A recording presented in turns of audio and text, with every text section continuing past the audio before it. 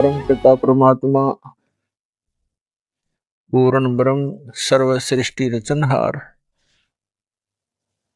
कबीर परमेश्वर जी की असीम रजा से आप चंद पुण्यात्माएं सत्संग सुनने के लिए उपस्थित हुए।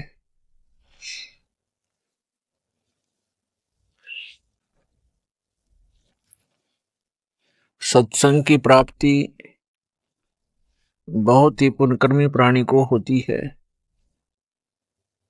बहुत ही दुर्लभ है। संतों ने, सभी सदग्रंथों ने और स्वयं परमेश्वर ने आकर के हमें एक विशेष चेतावनी दी है कि भाई, ये मनुष्य जीवन बार बार प्राप्त नहीं होता। मानुष जन्म दुर्लभ है, ये मिले न बारंबार। जैसे तरवर से पत्ता टूट गिरे, वो बहुर नहीं लगता डार। ये इतना दुर्लभ बताया है कि ये बार बार प्राप्त नहीं होता मानव शरीर। और एक बार आपके हाथ से छूट गया, मृत्यु होगी। उन्हें आपको ये प्राप्त नहीं हो पाएगा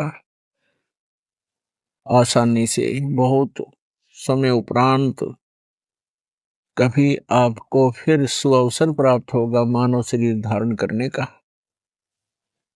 और प्रत्येक बार मानव शरीर प्राप्त भी हुआ।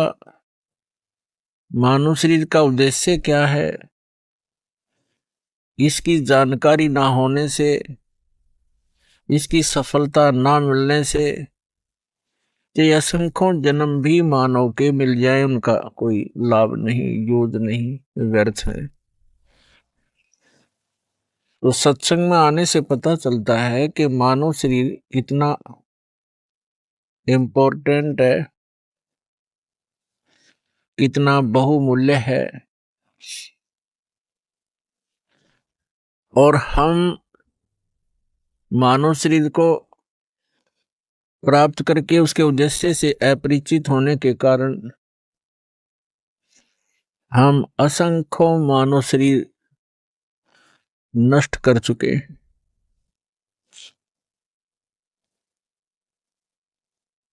मनुष्य शरीर प्राप्त प्राणी के लिए सबसे पहला काम है कि वो पूर्ण गुरु की खोज करे। और पूर्ण गुरु की पहचान क्या है, यह हमारे सदग्रंथ भी बताते हैं और महापुरुषों के अमृत वचन भी इसका निर्णय करते हैं कि पूर्ण सतगुरु कौन होगा। तो सबसे पहला काम है मनुष्य जीवन का भक्ति करना। उसके बाद जो अपना निर्वाह है वो तो प्रत्येक प्राणी कर रहे हैं, पशु भी करते हैं, पक्षी भी करते हैं, जैसे तैसे। डाकू चोर भी निर्वाह करते हैं, शरीफ व्यक्ति भी अपना निर्वाह ही कर रहे होते हैं, राजा बनकर भी निर्वाह ही किया करते हैं। लेकिन मनुष्य जीवन की सफलता तब तक सुलभ नहीं है जब तक पूर्ण परम संत ना मिलेंगे और सत साधना प्राप्त नहीं होगी।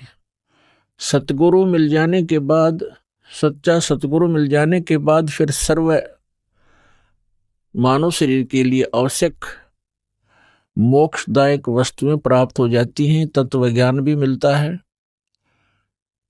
वो रियल मोक्ष मंत्र, रियल वास्तविक मोक्ष मंत्र भी मिलते हैं। फिर साधक को याद दिलाया जाता है कि मनुष्य जीवन बड़ी मुश्किल से प्राप्त होता है। साधना काल के अंदर मर्यादा बहुत अनिवार्य होती है। तो सभी प्लस और माइनस पॉइंट, सभी फॉल पॉइंट्स बताए जाते हैं। और जो साधक सतगुरु के वचनों को आधार बनाकर अपनी भक्ति साधना जीवन रूपी सफर में यात्रा करता है, वो पुण्यात्मा सफल हो जाता है। तो सबसे पहले मनुष्य जीवन, उसके बाद गुरु पूरा हो, और फिर चेला भी सूरा हो। सूरा माने सूरवीर। सूरवीर का मतलब ये नहीं है कि लठ बजाने वाला हो, गोली चलाने वाला हो। सूरवीर उसको कहते हैं भक्ति मार्ग में जो संसारिक परंपराओं के सामने हथियार न डाले, क्योंकि भक्ति मार्ग की परंपराएं और समाज जो भक्ति नहीं करते वो व्यक्ति, उनके मर्यादा और परंपराओं में अंतर होता है। और भगत के लिए सबसे बड़ी बाधा है वो परंपराएं ही हुआ करती हैं। वो परंपराएं जगत के लिए तो ठीक होंगी, लेकिन भगत के लिए वो गलत होती है। इसलिए सभी महापुरुषों ने कहा कि लोक लाज मर्याद जगत की तृण जो तोड़ बगावे। जब कोई राम भक्त गत पावे, लोक लाज ना कीजिए निर्भय हो रही है, ये मन संतों दीजिए ते गोविंद पाइए।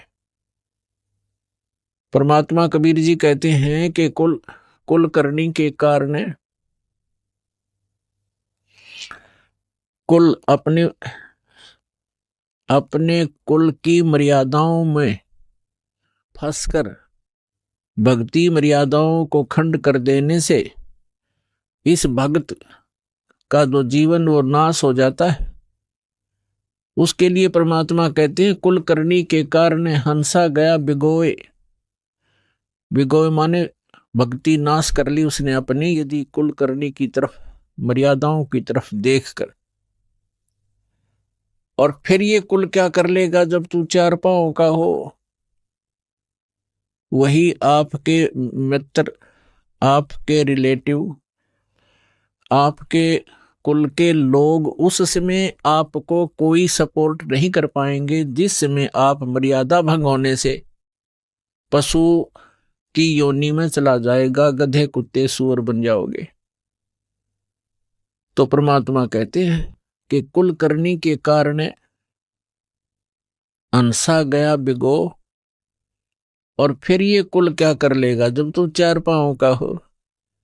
तो पुण्यात्माओं, यदि आपने इस मनुष्य जीवन को सफल बनाना है और युगों युगों से भटक रहे, कष्ट उठा रहे आपके जीव को बचाना है और सतलोक में एक सुखी स्थान, वो अमर स्थान प्राप्त करना है, तो अब सुअवसर है। सब आपको तत्व ज्ञान प्राप्त है, सत मंत्र आपको प्राप्त है। अब आपने देखना है कि आप कितना सफलता प्राप्त कर सकते हो, इसमें कितनी सफलता प्राप्त कर सकते हो। और जो संघर्ष करके सफल हो गए